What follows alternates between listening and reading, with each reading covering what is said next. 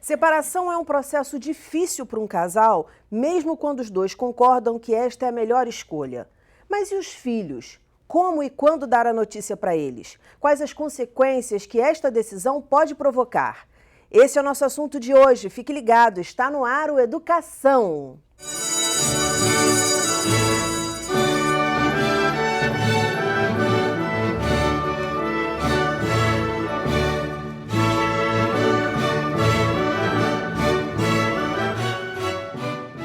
Minhas convidadas são a psicóloga Débora Mascarenhas, a advogada professora Kátia Regina da Costa e a advogada e mãe que passou por processo de separação, Adileia Triani.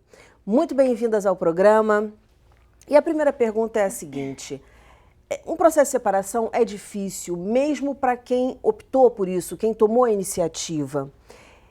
Por que é tão complicado desapegar, vamos dizer assim? A gente precisa entender um pouco, né, Daniela, o que é o apego primeiro, né? Por que é tão difícil? Porque você, quando conhece alguém, você começa a se interessar, investir. A palavra é exatamente isso, né? O que é investir? É você pegar coisas suas e colocar no outro, né? Você, de repente, começa a se apaixonar por aquilo outro. O que é o amor? É a capacidade que você tem, eu até peguei uma citação linda, né? O amor é a presença da pessoa amada na gente. Então, a gente vai construindo essa relação. De repente, o que você precisa? Há uma ruptura nisso, né? Algo faz com que, a gente não vai entrar no mérito, né? Mesmo quando você falou que é uma opção própria, algo vai se rompendo ali. A dor vem exatamente desse rompimento. Mas algo se rompe, e aí o que eu faço com tudo aquilo que eu investi no outro? Tudo aquilo que eu entreguei para esse outro? Porque a sensação é, né, tudo que eu dei, é tudo que eu entreguei, todo o meu amor. E aí o que diz a psicologia? Esse investimento que você investe no outro, não dá para você chegar e falar assim, toma, fica aí para você. Desapegar disso no sentido de eu não tenho mais, não vou ter isso mais para mim de volta, não. O luto, o desapego é exatamente a capacidade que eu tenho de pegar aquilo que eu investi, que eu depositei no outro, trazer de volta para mim e redistribuir essa energia para outras coisas, outras pessoas, outras funções. A dificuldade do desapego vem que esse processo de desinvestimento não é simples, ele tem vários dificultadores aí. Ele pode não acontecer. Por quê? Porque eu não consigo pegar aquilo que está no outro, porque como o processo de investimento foi de tal maneira que eu e o outro a gente se misturou. Então, simbiose, como se fosse uma simbiose. Exatamente. Esse é um dos motivos. Você não tem como tirar isso que é do outro. Porque é como se você estivesse tirando um pedaço de si próprio. Porque quem sou eu e quem o outro ali? Então, você tem vários processos de investimento, de relação, que são construídos de uma dada maneira que eu não consigo me separar disso. Então, talvez a lógica seja como é que eu investi nele. Né? Para fazer uma separação, você tem que entender como eu fiz esse processo de enlaçamento, como é que eu fiz o meu investimento, por que eu me apaixonei. E aí você tem a chance, em alguns casos, jamais, tá? Em alguns casos, a própria construção foi feita em conjunto e aí realmente é absolutamente impossível, né? Porque a gente está falando de luto, na verdade. Por exemplo, uma mãe, quando perde um filho, Freud diz que esse luto nunca é operado. Então, a gente também está falando de um luto quando a gente fala de uma separação. Esse é o termo técnico para a gente falar, né? Como é que se faz um luto? Como é que eu encerro uma relação de tantos anos? E aí, eu tenho, não sei as advogadas, mas eu tenho uma teoria, né? Tudo vai servir para me manter perto desse ente amado. Patrimônio, seja porque eu não consigo. Às vezes na minha Então, pessoa. quer dizer, você está dizendo que em algumas relações a pessoa nunca consegue elaborar esse luto? Sim. Ela nunca consegue fechar esse ciclo. É possível que existem lutos que Acontece. não sejam feitos. Então, quer dizer, se vê muito isso nos tribunais, lá nos divórcios? Falando de luto, é até, assim, como eu já tive essa experiência, né? A doutora também já teve. Então, assim, eu acho que o luto tem aquelas fases, né? É claro que é diferente de uma mãe perder um filho que eu não consegui visualizar, na verdade, uma mãe perder um filho e uma separação homem e mulher. Não consegui muito visualizar, mas isso realmente, né? Que assim... Ela tá falando de luto de perda. Isso, Entendeu? E realmente tem uma construção que você não consegue se desvencilhar. Mas eu acho que quando existe esse luto que é um luto que não quer terminar, um luto que a própria pessoa não deixa ele terminar, porque isso vem muito da gente, né? A gente se separa e a gente fica remoendo, fica vivendo aquela coisa. Já tem gente não, tem gente que já é mais prática. Não, eu me separei e pronto, acabou. Quando tem filho já é diferente, porque é um vínculo eterno. Uhum.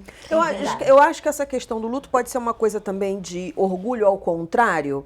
Eu não posso ter fracassado nisso, eu não posso ter investido em alguma coisa que não deu certo. Vai dar certo, tem que continuar, tem que ter o retorno é possível. Tem a ver com isso. Tem um outro elemento que é importante também, que é a culpa.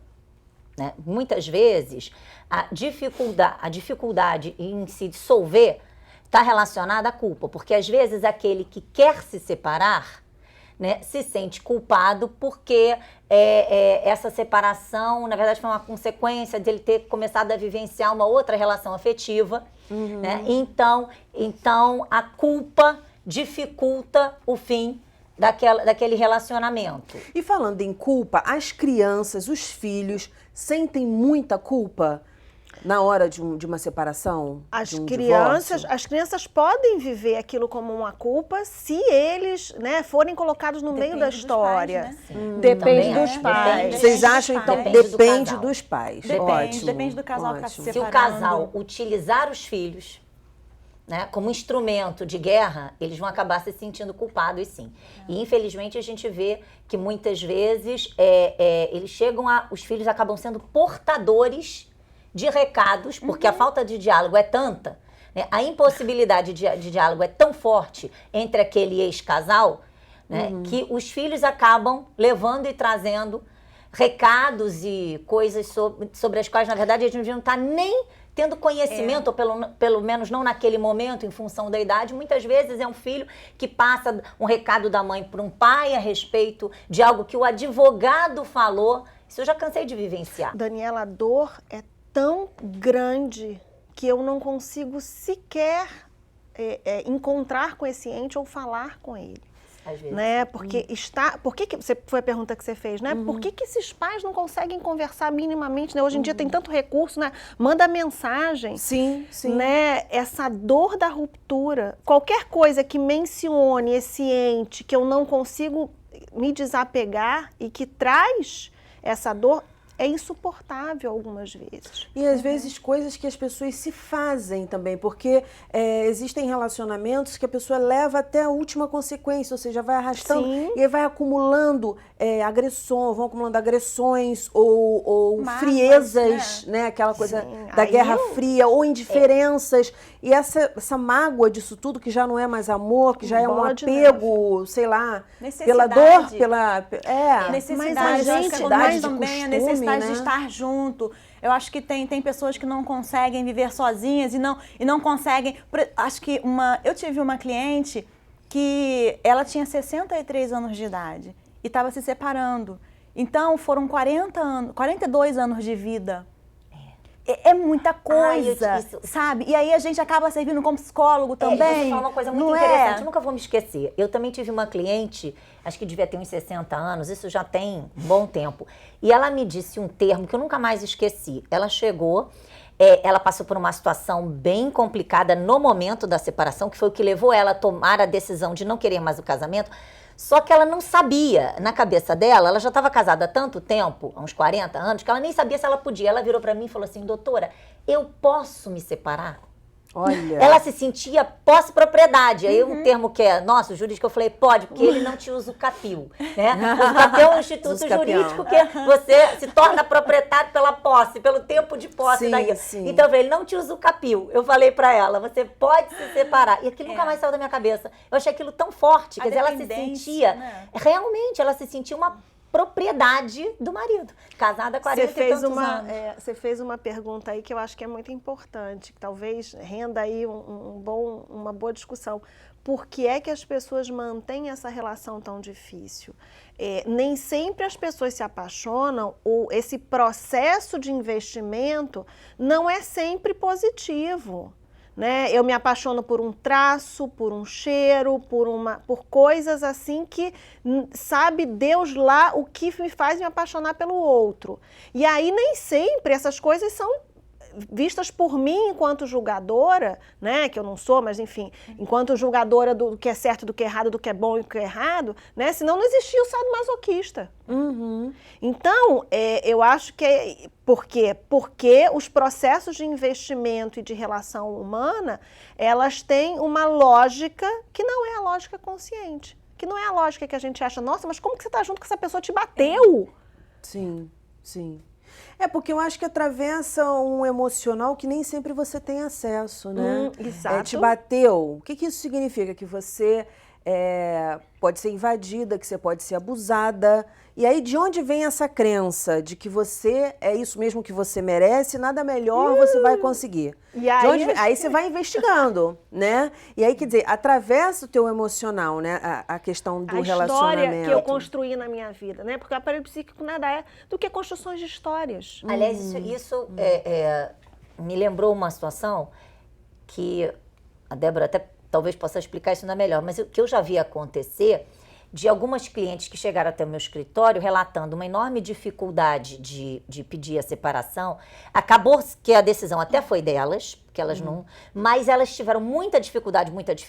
Por quê? Porque a partir de um determinado momento daquele casamento, daquela relação, elas começaram a se sentir muito inferiorizadas porque o companheiro as inferiorizava, né? Aquela coisa, você pensa o quê? Você acha que vai ter mais alguém que vai se interessar por você? Se você, você acha que você está querendo acabar com essa relação, você acha que mais alguém vai... E começa a minar as forças da pessoa a ponto daquela pessoa se achar um nada, né? E não, sem esse homem, o que eu vou ser da minha vida? Então ela vai se anulando. Isso fala de uma fragilidade, né, Kátia? Porque assim, ninguém faz nada com você que você não permita. Eu acredito muito nisso. Eu tenho já um tempo de análise, então assim, não tem como eu falar diferente. É nisso que eu acredito. É claro que, dependendo da tua fragilidade, da tua história, você deixa que isso aconteça com mais facilidade. Mas você deixa, porque não tem nenhuma arma apontada para sua cabeça. Eu acho que... Desculpa. Nada. Mas eu acho que com o tempo... É claro que nós temos uma psicóloga aqui maravilhosa, mas eu acho que com o tempo... Mesmo que a pessoa acredite, não, isso só vai acontecer se eu permitir. Eu acho que aquilo é tanto, aquele ditado, né, água mole... Em pedra dura, tanto bate até que fura. Claro. Então, assim, a pessoa ela começa a acreditar. E e aquilo dura tanto tempo, tantos anos, que ela começa a subjugar. E assim, ela acredita. Não, eu acho que tem a ver com isso, com a experiência, com a personalidade da pessoa. A Débora vai poder falar isso melhor. Eu estou no finalzinho desse bloco. No bloco seguinte, a gente falou muito de relacionamento. A gente podia ficar aqui um mundo de tempo falando sobre isso. Porque é um papo gostoso, é um negócio que a gente vai se descobrindo, vai aprendendo uma com a outra. O pessoal que está em casa também. Mas no próximo bloco, vamos focar mais nas crianças. Você segura aí que a gente volta já já.